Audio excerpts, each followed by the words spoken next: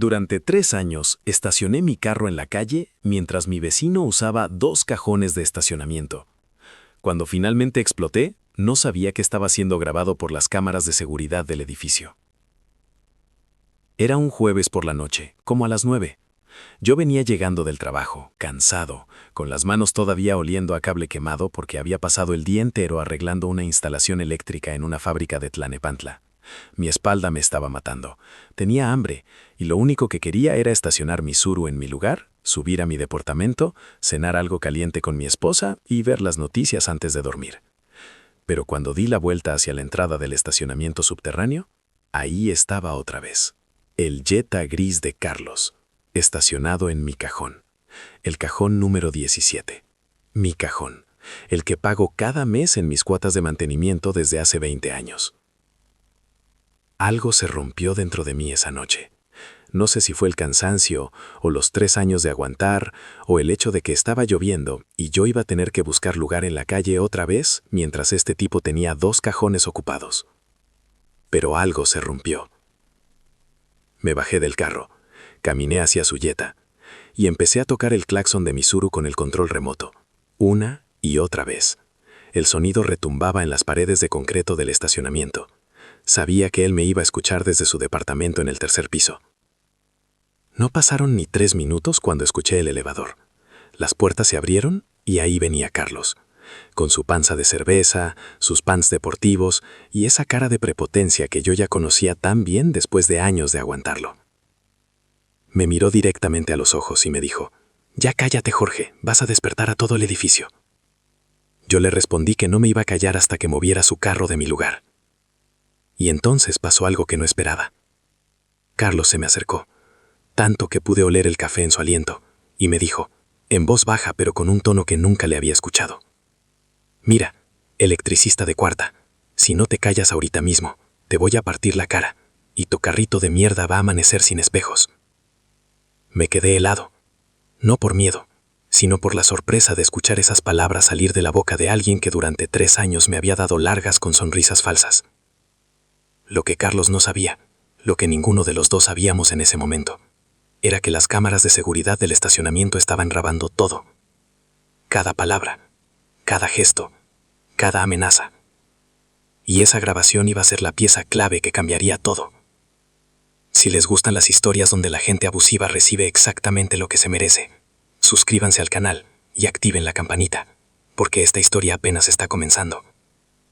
Mi nombre es Jorge. Tengo 45 años. Soy electricista desde los 19, cuando mi papá me enseñó el oficio en su taller de Azcapotzalco.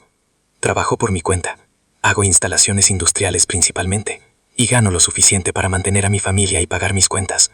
No soy rico, pero tampoco me falta nada. Vivo en un edificio de departamentos en la colonia Linda Vista, al norte de la Ciudad de México. Es un edificio de 5 pisos con 20 departamentos. Nada lujoso, pero decente. Tiene sus años. Se construyó en 1982, pero está bien mantenido porque la administración funciona y los vecinos pagamos nuestras cuotas a tiempo. Bueno, la mayoría de los vecinos. Mi esposa se llama Lucía. Llevamos 23 años casados. Ella trabaja como secretaria en una escuela primaria aquí cerca, en la colonia Tepeyac. Tenemos 2 hijos. El mayor, Rodrigo, ya tiene 21 años y está estudiando ingeniería en la UNAM. La menor, Sofía, tiene 17 y va en prepa. Los 2 son buenos muchachos. Nos costó trabajo sacarlos adelante, pero ahí van. Compramos este departamento hace 20 años, cuando Rodrigo era bebé. Fue la decisión más importante de nuestra vida. Juntamos durante años para el enganche. Pedimos prestado a mis suegros. Firmamos una hipoteca que nos tomó 15 años pagar. Pero lo logramos. Este departamento es nuestro. Y el cajón de estacionamiento número 17 también es nuestro. Viene en la escritura. Está registrado ante notario. Es parte de nuestra propiedad. El edificio tiene un estacionamiento subterráneo con 22 cajones. 20 corresponden a los departamentos y 2 son para visitas. Cada cajón tiene su número pintado en el piso y en la pared. El mío, el 17, está en una esquina cerca del elevador. Es un buen lugar, amplio, fácil de maniobrar. Por eso lo escogimos cuando compramos. Carlos llegó al edificio hace 8 años. Compró el departamento del tercer piso, justo arriba del mío. Al principio parecía buena gente. Nos saludábamos en el elevador, su esposa, que se llama Marisol, a veces platicaba con Lucía en el pasillo. Tienen una hija adolescente, como de la edad de Sofía. El cajón de Carlos es el número 12. Está del otro lado del estacionamiento, cerca de la rampa de entrada. No es malo, pero no es tan conveniente como el mío. Todo empezó hace 3 años, en enero del 2022. Carlos tocó a mi puerta un domingo por la mañana. Me dijo que tenía un problema. Su suegra estaba enferma y su esposa iba a ir a cuidarla a Toluca por unas semanas. Necesitaban 2 carros, porque Marisol se iba a llevar uno y Carlos necesitaba el otro para trabajar. Pero como su suegra también tenía carro, Marisol iba a traer ese carro de vuelta cuando regresara. El problema, me explicó Carlos, era que iban a ser 3 carros por 2 semanas, y él solo tenía un cajón. Me preguntó si podía usar mi cajón temporalmente. Solo 2 semanas, me dijo. Mientras se resuelve lo de mi suegra, me dijo. Te lo agradecería muchísimo, me dijo. Y yo, como el pendejo que soy, le dije que sí. ¿Alguien más ha cometido el error de confiar en un vecino y después arrepentirse? Cuéntenme en los comentarios si les ha pasado algo similar. Las 2 semanas se convirtieron en un mes. El mes se convirtió en 3. Los 3 meses se convirtieron en un año. Y el año se convirtió en 3. Cada vez que le preguntaba a Carlos cuándo iba a desocupar mi cajón, me daba una excusa diferente. Que todavía no vendían el carro de la suegra. Que Marisol necesitaba el segundo carro para llevar a su hija a la escuela. Que estaban ahorrando para comprar otro cajón pero los precios estaban muy altos. Que la próxima semana sin falta. Que el próximo mes seguro. Que ya mero.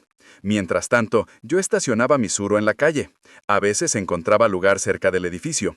A veces tenía que caminar 3 o 4 cuadras. En temporada de lluvias, mi carro se encharcaba por dentro porque tiene una gotera en el toldo que nunca he podido arreglar bien. En diciembre, cuando hacía frío, tenía que salir 15 minutos antes para desempañar los vidrios. Una vez me robaron el espejo lateral izquierdo. Otra vez me poncharon una llanta. Así es la calle en esta ciudad. Y todo ese tiempo, Carlos tenía 2 cajones ocupados, el suyo y el mío. Su Jetta gris en el 12, el carro de Marisol un Mazda rojo en el 17. Mi 17. Lo peor era ver a Marisol bajar tranquilamente por las mañanas, subirse a su Mazda y salir manejando sin ninguna preocupación, mientras yo buscaba dónde demonios había dejado mi carro la noche anterior. Lucía me decía que hiciera algo, que hablara con la administración, que pusiera una queja formal. Pero yo siempre le decía que no quería problemas con los vecinos, que ya se iba a resolver, que Carlos iba a cumplir su palabra. Qué equivocado estaba. El primer incidente serio ocurrió en marzo del 2022, como 2 meses después de que empezó todo. Era un sábado por la tarde. Yo estaba lavando mi carro en la calle, enfrente del edificio. Carlos pasó caminando con su hija. Me saludó de lejos con la mano, todo amable, como si no pasara nada. Yo dejé la manguera, me sequé las manos y lo alcancé. Le dije, oye Carlos, ya pasaron 2 meses, ¿qué onda con mi cajón? Él sonrió. Esa sonrisa que yo iba a aprender a odiar con el tiempo. Me dijo, sí, claro, Jorge, perdón por la tardanza. Ya mero vendemos el carro de mi suegra. La próxima semana sin falta te dejo libre tu lugar. Le di la mano, le dije que no había problema, que entendía. Me quedé tranquilo. La próxima semana no pasó nada. Ni la siguiente, ni la siguiente. El segundo incidente fue en agosto del mismo año. Ya llevábamos 7 meses así. Yo estaba empezando a hartarme de verdad. Fui a hablar con don Raúl, el administrador del edificio. Don Raúl tiene 60 y tantos años, es contador retirado y lleva la administración de 3 edificios en la colonia. Es un señor serio, cumplido, que conoce las reglas del reglamento interno mejor que nadie. Le expliqué la situación. Le mostré mi escritura donde viene especificado que el cajón 17 es mío. Le conté las promesas incumplidas de Carlos. Don Raúl me dijo que eso era una violación clara del reglamento interno del condominio, que cada propietario tiene derecho a usar exclusivamente su cajón asignado, que él iba a enviar una carta oficial a Carlos requiriéndole que desocupara el espacio en un plazo de 15 días. Me sentí aliviado. Por fin alguien iba a poner orden. La carta llegó. Don Raúl me mostró el acuse de recibo. Carlos la firmó de recibido. y la ignoró completamente. No solo la ignoró, hizo algo peor. Empezó a dejar notas en mi carro, papelitos pegados en el parabrisas cuando yo estacionaba en la calle. La primera nota decía, no estaciones aquí, este es lugar de residentes, como si yo no fuera residente, como si yo fuera el intruso. La segunda nota fue peor. Decía, si sigues molestando, vas a tener problemas. Guardé esas notas. Las guardé en un folder junto con la copia de mi escritura y la copia de la carta que don Raúl había enviado. No sabía para qué las iba a necesitar, pero algo me decía que las guardara. El tercer incidente fue el que me hizo entender con quién estaba tratando realmente. Era octubre del 2022. Un viernes por la noche. Yo venía subiendo por las escaleras porque el elevador estaba descompuesto otra vez. En el descanso del segundo piso me encontré a Carlos bajando. Venía con prisa, como siempre. Lo detuve. Le dije, Carlos, ya basta. Llevas 10 meses usando mi cajón. Esto tiene que terminar. Él se paró en seco. Me miró con esos ojos que tienen las personas cuando se sienten superiores a ti. Y me dijo, con un tono que no voy a olvidar nunca, Jorge, ¿qué vas a hacer? Tu carro es una mierda de todas formas. Hasta le hago un favor dejándolo en la calle donde no se vea. Había 3 vecinos en la escalera. Doña Carmen del 4A, el licenciado Méndez del 2B y la señora Lupita del 5A. Todos escucharon, nadie dijo nada. Carlos siguió bajando como si no hubiera pasado nada. Yo me quedé parado ahí, temblando de rabia, mientras doña Carmen me miraba con lástima y el licenciado Méndez se hacía el que no había escuchado. Esa noche no pude dormir. Me quedé dando vueltas en la cama pensando en lo que había dicho Carlos, en la forma en que lo había dicho, en la forma en que nadie había hecho nada. Lucía me abrazó y me dijo que ya era suficiente, que teníamos que hacer algo de verdad, que esto no podía seguir así. Tenía razón. ¿Ustedes qué hubieran hecho en mi situación? Déjenme sus opiniones en los comentarios. Les prometo que leo todos. Los siguientes meses fueron una guerra fría. Yo documentaba todo. Carlos ignoraba todo. Cada vez que el Mazda de Marisol estaba en mi cajón, tomaba foto con mi celular, con fecha y hora. Tengo cientos de fotos, literalmente cientos, todas guardadas en un folder de mi teléfono que se llama simplemente Cajón 17. Empecé a llevar un diario. Anotaba cada interacción con Carlos, cada excusa que me daba, cada nota que encontraba en mi carro, cada vez que don Raúl le enviaba un comunicado y Carlos lo ignoraba. En noviembre del 2022 pedí una cita con un abogado. Un amigo del trabajo me recomendó a uno que se especializa en temas de propiedad horizontal y condominios. Se llama licenciado Arturo Vega y tiene su despacho en la colonia Narvarte. Le expliqué todo. Le mostré mi escritura, le mostré las fotos, le mostré el diario, le mostré las notas amenazantes. El licenciado Vega me dijo que yo tenía un caso claro de usurpación de propiedad común y privada, que podía proceder por la vía civil para exigir la desocupación del espacio y una indemnización por daños y perjuicios. También me dijo que podía intentar la vía administrativa, a través de la asamblea de condóminos. Me recomendó intentar primero la vía administrativa. Era más rápida, más barata y no involucraba tribunales. Si eso no funcionaba, entonces podíamos ir a lo legal. Le pagué 2,500 pesos por la consulta. Valió cada centavo. En enero del 2023, exactamente un año después de que empezó todo, solicité formalmente una asamblea extraordinaria de condóminos. El reglamento interno dice que cualquier propietario puede solicitar una asamblea extraordinaria si presenta una petición firmada por al menos el 20% de los condóminos. Necesitaba 4 firmas además de la mía. Las conseguí en 2 días. Doña Carmen del 4A firmó primero. Me dijo que estaba harta de ver cómo Carlos abusaba de la gente. Resulta que a ella también le había hecho una grosería el año pasado, algo relacionado con el ruido de una fiesta. El licenciado Méndez del 2B firmó después. Me sorprendió porque pensé que era amigo de Carlos, pero me dijo que él también había tenido problemas con Carlos por el uso del área común de la azotea. Carlos había puesto una antena sin permiso y se negaba a quitarla. Don Refugio del 1A firmó porque le caigo bien y porque lleva 30 años en el edificio y dice que nunca había visto a alguien tan abusivo como Carlos. Y la señora Margarita del 4B firmó porque es amiga de Lucía, y porque según me dijo, Carlos le había gritado a su nieto una vez en el elevador por hacer ruido. Presenté la solicitud a don Raúl el 15 de enero. La asamblea se programó para el 15 de febrero. Durante ese mes pasaron 2 cosas importantes. La primera fue que Carlos se enteró de la asamblea y vino a buscarme. Tocó a mi puerta un domingo por la mañana, con la cara roja de coraje. Me dijo que qué me creía, que quién me había dado derecho a meterlo en problemas con los vecinos, que si yo pensaba que una pincha asamblea iba a cambiar algo, estaba muy equivocado. Lucía estaba detrás de mí, mis hijos estaban en la sala, todos escucharon. Yo le dije, con toda la calma que pude juntar, que la asamblea era mi derecho como condómino, y que él podía presentar su versión de los hechos ahí, que yo no tenía nada más que decirle. Carlos me dijo que me iba a arrepentir, que yo no sabía con quién me estaba metiendo, y se fue. Lucía cerró la puerta y me abrazó. Me dijo que estaba orgullosa de mí. La segunda cosa que pasó fue que descubrí algo mientras revisaba los documentos de la administración que don Raúl me había compartido para preparar mi presentación en la asamblea. En los archivos de las asambleas anteriores encontré 3 actas donde Carlos había presentado quejas formales.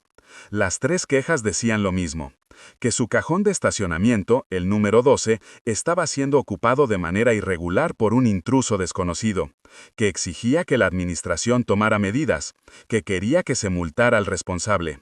Las 3 quejas tenían fecha.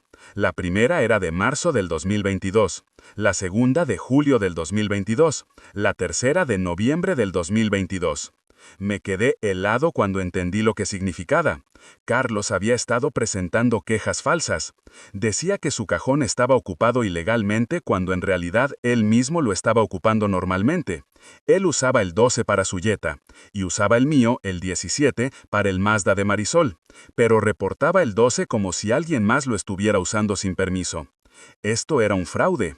Carlos estaba mintiendo formalmente a la administración para crear un registro falso, probablemente para poder decir después que él también era víctima de usurpación y justificar su uso de mi cajón.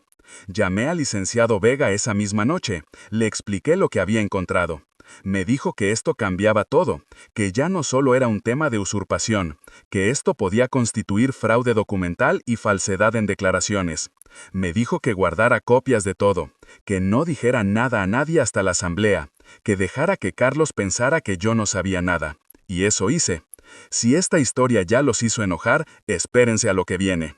Denle like al video para que más gente pueda ver lo que pasa cuando alguien abusivo recibe lo que se merece. El 15 de febrero del 2023 llegó. Era un sábado. La asamblea estaba programada para las 11 de la mañana en el salón de usos múltiples del edificio, un cuarto pequeño en la planta baja que usamos para juntas y para las posadas de diciembre. Me levanté a las 6 de la mañana. No había dormido bien. Lucía me preparó un desayuno fuerte: huevos con jamón, frijoles, café. Me dijo que me fuera tranquilo, que yo tenía la razón y que los documentos hablaban por sí mismos. Llegué al salón a las 10. Quería ser el primero. Acomodé las sillas, preparé la mesa donde iba a poner mis documentos, conecté mi laptop al proyector que don Raúl había conseguido prestado. A las 10:30 empezaron a llegar los vecinos: doña Carmen, el licenciado Méndez, don Refugio, la señora Margarita, la señora Lupita, el joven Andrés del 3A que casi nunca viene a las asambleas, pero esta vez sí vino porque le avisé personalmente. A las 10:50 llegó Carlos. Venía con Marisol. Los dos traían cara de pocos amigos. Se sentaron en la última fila, cerca de la puerta, como si quisieran poder escapar rápido si las cosas se ponían feas. A las 11 en punto, don Raúl abrió la sesión. Había quórum. 14 de los 20 departamentos estaban representados, más que suficiente para tomar decisiones válidas. Don Raúl explicó que esta era una asamblea extraordinaria, convocada a petición de un grupo de condóminos para tratar un tema específico: la usurpación del cajón de estacionamiento número 17. Me dio la palabra. Me paré. Sentí las piernas temblando un poco, pero traté de que no se notara. Respiré hondo y empecé a hablar. Les dije que llevaba 20 años viviendo en este edificio, que había comprado mi departamento y mi cajón de estacionamiento con el esfuerzo de toda mi vida, que durante 20 años había respetado el reglamento interno y había sido un vecino responsable. Les dije que hace 3 años, en enero del 2022, mi vecino Carlos me pidió prestado mi cajón de manera temporal, que yo accedí de buena fe pensando que serían 2 semanas, que esas 2 semanas se convirtieron en 3 años. Proyecté en la pantalla las fotos que había tomado, cientos de fotos del Mazda rojo de Marisol estacionado en mi cajón, con fecha y hora: enero del 22, marzo del 22, julio del 22, noviembre del 22, febrero del 23, una tras otra tras otra. Mostré las copias de las cartas que don Raúl había enviado a Carlos requiriéndole desocupar el espacio. 3 cartas en total, todas ignoradas. Mostré las notas que Carlos había dejado en mi carro, los papelitos amenazantes. Los leí en voz alta. No estaciones aquí. Este es lugar de residentes. Si sigues molestando, vas a tener problemas. Vi las caras de los vecinos. Algunos estaban sorprendidos, otros estaban indignados. Doña Carmen movía la cabeza negativamente, como diciendo, no puede ser. Y entonces llegó el momento que había estado esperando.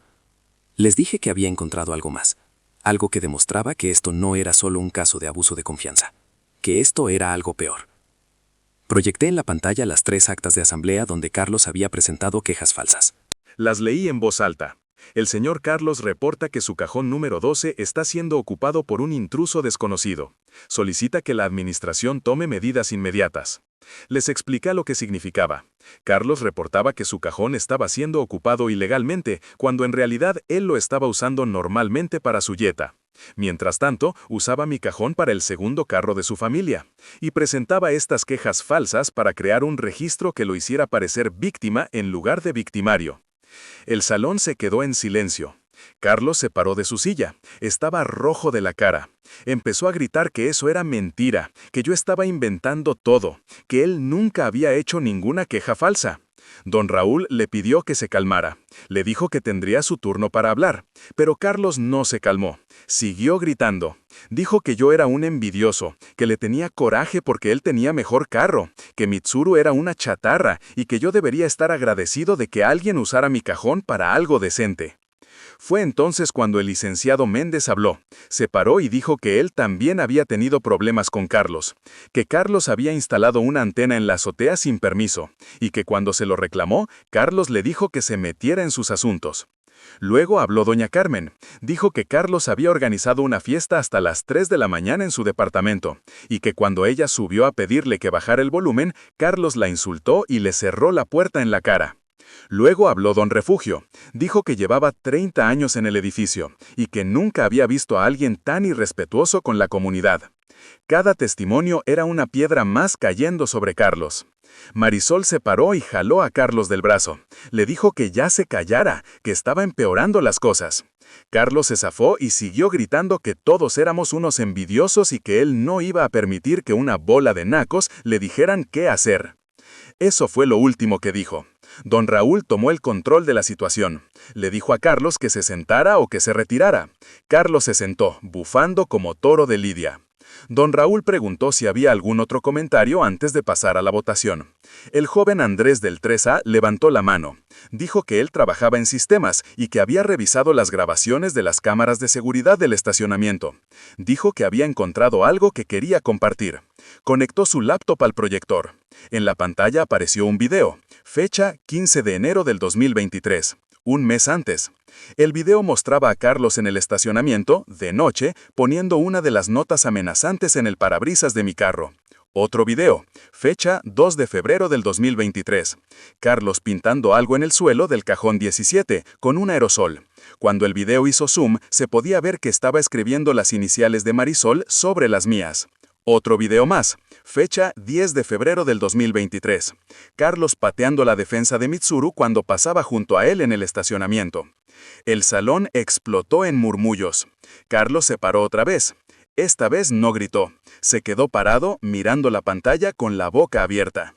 Marisol se tapó la cara con las manos. Don Raúl declaró un receso de 5 minutos. Durante el receso, Carlos y Marisol salieron del salón. Los vi discutiendo en el pasillo. Ella le reclamaba algo. Él se defendía levantando las manos. Fue la última vez que los vi juntos ese día. Cuando reinició la asamblea, Carlos y Marisol ya no estaban. Don Raúl procedió a la votación. Primero, se votó para determinar si Carlos había violado el reglamento interno al ocupar un cajón que no le correspondía. El resultado fue 14 votos a favor, 0 en contra. Los amigos de Carlos, que yo esperaba que votaran por él, ni siquiera habían venido a la asamblea. Segundo, se votó para requerir a Carlos la desocupación inmediata del cajón número 17. El resultado fue 14 votos a favor, 0 en contra. Tercero, se votó para imponer a Carlos una multa de 3,000 pesos por los gastos administrativos generados y por el incumplimiento reiterado de los requerimientos de la administración. El resultado fue 12 votos a favor, 2 en contra. Los 2 en contra fueron el departamento 4C, que está vacío y lo representa un apoderado que siempre vota en contra de todo, y el departamento 1B, que es de una señora muy viejita que no escuchó bien de qué se trataba la votación. Cuarto, se votó para reportar las quejas falsas de Carlos a las autoridades correspondientes y evaluar si procedía alguna acción legal. El resultado fue 11 votos a favor, 3 abstenciones. La asamblea terminó a la 1 de la tarde. Cuando salí del salón, Lucía me estaba esperando en el pasillo. Me abrazó fuerte. Me dijo que lo había logrado. Doña Carmen se acercó y me apretó la mano. Me dijo que ya era hora de que alguien le pusiera un alto a ese señor. Don Refugio me palmeó la espalda y me dijo que estaba orgulloso de mí. El licenciado Méndez me dio su tarjeta y me dijo que si necesitaba algo, lo que fuera, que lo llamara. Caminé hacia el estacionamiento. Mi cajón, el 17, seguía ocupado por el Mazda rojo de Marisol, pero ya no por mucho tiempo. Si creen que hice lo correcto, háganmelo saber con un like. Y si están pasando por una situación similar con algún vecino abusivo, quiero que sepan que no están solos. A veces la justicia tarda, pero llega. Al día siguiente, domingo 16 de febrero, recibí un mensaje de texto de un número desconocido. Decía: «Eres un hijo de tu pinche madre y esto no se va a quedar así». Guardé el mensaje, lo agregué a mi folder de evidencia. El lunes, Carlos no movió el Mazda. El martes, Carlos no movió el Mazda. El miércoles, don Raúl envió una carta certificada a Carlos dándole un ultimátum de 48 horas para desocupar el cajón o se procedería a la inmovilización del vehículo con una araña y a la denuncia ante las autoridades. El jueves por la noche, cuando llegué del trabajo, el Mazda ya no estaba en mi cajón. Me quedé parado ahí, mirando el espacio vacío. Mi espacio, con mi número pintado en el suelo, con mis iniciales raspadas pero todavía visibles debajo de las de Marisol. Estacioné mi Tsuru ahí, por primera vez en 3 años. Apagué el motor, me quedé sentado en silencio. Y lloré, no de tristeza, de alivio. Lucía bajó a buscarme porque tardaba mucho. Me encontró todavía sentado en el carro, con los ojos rojos. Se subió del lado del copiloto y me abrazó sin decir nada. Esa noche cenamos pozole. Era el favorito de Lucía. Brindamos con una cerveza cada uno. Mis hijos no entendían bien por qué estábamos tan contentos, pero brindaron con nosotros. Fue una de las mejores noches que recuerdo. Pero la historia no terminó ahí. 2 semanas después de la asamblea, don Raúl me llamó para decirme que había presentado un reporte formal ante la delegación sobre las quejas falsas de Carlos. Me explicó que esto era un requisito del reglamento interno cuando se detectaba una posible irregularidad en los registros de la administración. Un mes después, Carlos recibió una citación del Ministerio Público para declarar sobre las quejas falsas. No fue nada grave penalmente, pero tuvo que ir a explicar por qué había reportado que su cajón estaba siendo ocupado ilegalmente, cuando en realidad él lo estaba usando normalmente. No sé exactamente qué pasó en esa declaración, pero sé que Carlos tuvo que contratar un abogado para que lo acompañara. Y sé que Marisol estaba furiosa porque el abogado les cobró 15,000 pesos. Eso me lo contó doña Carmen, que se había vuelto amiga de la empleada doméstica de Carlos y Marisol. 3 meses después de la asamblea, Carlos pagó la multa de 3,000 pesos. Don Raúl me mostró el recibo. Fue la primera vez en 8 años que Carlos pagaba algo extra a la administración. 4 meses después, Carlos y Marisol pusieron en venta su departamento. El letrero de "Se vende" apareció un día en la ventana del 3er piso. Yo lo vi cuando salía a trabajar por la mañana. 5 meses después, el departamento se vendió. No sé a cuánto ni a quién, pero una tarde vi a Carlos y Marisol cargando cajas en una camioneta de mudanzas. No me saludaron, yo tampoco los saludé. 6 meses después de la asamblea, el nuevo vecino del 3er piso se presentó a mi puerta. Se llama Ingeniero Ramírez. Es un señor de unos 50 años, divorciado, que trabaja en una empresa de telecomunicaciones. Me dijo que había escuchado toda la historia cuando estaba negociando la compra del departamento. Me dijo que esperaba que no todos los vecinos fueran así. Le dije que la mayoría éramos buena gente. Nos dimos la mano. Hoy, mientras grabo esto, han pasado ya casi 2 años desde aquella asamblea. Mi Tsuru sigue estacionado cada noche en el cajón 17. El mío, el que pagué con el esfuerzo de toda mi vida. El edificio está más tranquilo. El ingeniero Ramírez es buen vecino, saluda a todos, no hace ruido, no pone antenas en la azotea, no ocupa cajones que no le corresponden. Don Raúl sigue siendo el administrador. Cada vez que lo veo me saluda con una sonrisa y me pregunta cómo va todo. Le digo que bien. Y es verdad. Doña Carmen se volvió una de mis mejores amigas en el edificio. Cada diciembre, Lucía y ella organizan juntas la posada del edificio. Este año nos tocó poner la piñata. El licenciado Méndez me invitó a unirme a una liga de dominó que juega los sábados en la tarde en su departamento. Voy cuando puedo. No soy muy bueno, pero es divertido. Don Refugio cumplió 85 años el mes pasado. Le organizamos una pequeña fiesta sorpresa en el salón de usos múltiples.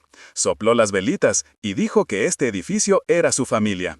Mis hijos están bien. Rodrigo ya está en su último año de ingeniería. Sofía entró a estudiar diseño gráfico en una universidad privada que nos costó trabajo pagar, pero que vale la pena.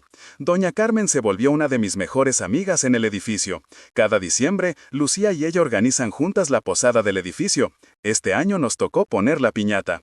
El licenciado Méndez me invitó a unirme a una liga de dominó que juega los sábados en la tarde en su departamento. Voy cuando puedo. No soy muy bueno, pero es divertido. Don Refugio cumplió 85 años el mes pasado. Le organizamos una pequeña fiesta sorpresa en el salón de usos múltiples. Sopló las velitas y dijo que este edificio era su familia. Mis hijos están bien. Rodrigo ya está en su último año de ingeniería. Sofía entró a estudiar diseño gráfico en una universidad privada que nos costó trabajo pagar, pero que vale la pena. Lucía y yo seguimos juntos, como siempre. A veces, cuando bajo al estacionamiento y veo Mitsuru ahí, en su lugar, pienso en todo lo que pasó. En los 3 años de aguantar, en las notas amenazantes, en las humillaciones, en la asamblea, en la justicia. Y pienso en lo que aprendí. Aprendí que la paciencia es importante, pero que hay un límite.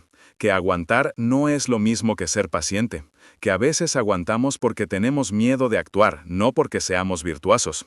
Aprendí que la documentación es poder, que una foto con fecha y hora vale más que 1000 palabras, que un correo electrónico guardado puede ser la diferencia entre ganar y perder. Aprendí que no estás solo, que cuando alguien abusa de ti, probablemente también está abusando de otros, que si hablas, otros también hablarán, que la fuerza está en la comunidad. Aprendí que la justicia existe, pero que no viene sola, que tienes que buscarla, que tienes que trabajar por ella, que tienes que luchar por ella, pero que cuando llega vale la pena. Y aprendí algo más, algo que me tomó tiempo entender. No necesitas venganza. La venganza es dejarte llevar por el coraje y hacer algo estúpido que te mete en problemas a ti. La venganza es caer al nivel del que te lastimó. Lo que necesitas es justicia. La justicia es usar las herramientas que tienes, los derechos que tienes, las leyes que tienes para poner las cosas en su lugar. La justicia es elevarte por encima del que te lastimó. Carlos perdió su departamento, perdió su dinero en abogados y multas, perdió su reputación con los vecinos, perdió la cara delante de su familia.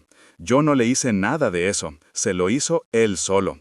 Yo solo documenté lo que él hizo y lo presenté ante las personas correctas. Esa es la diferencia. Para todos los que están lidiando con vecinos difíciles en este momento, les digo esto. No pierdan la fe, no se rindan, no dejen que el abuso se normalice. Documenten todo. Busquen aliados, usen las herramientas legales que tienen y tengan paciencia. La justicia tarda, pero llega. Gracias por escuchar mi historia. Si llegaron hasta aquí, significa que les importó, y eso significa mucho para mí. ¿Desde dónde nos están viendo? Díganme de qué estado son. Me da curiosidad saber quiénes son las personas que escuchan estas historias. Si les gustó este video, suscríbanse al canal y activen la campanita para que les lleguen las notificaciones de las nuevas historias. Subimos contenido nuevo cada semana.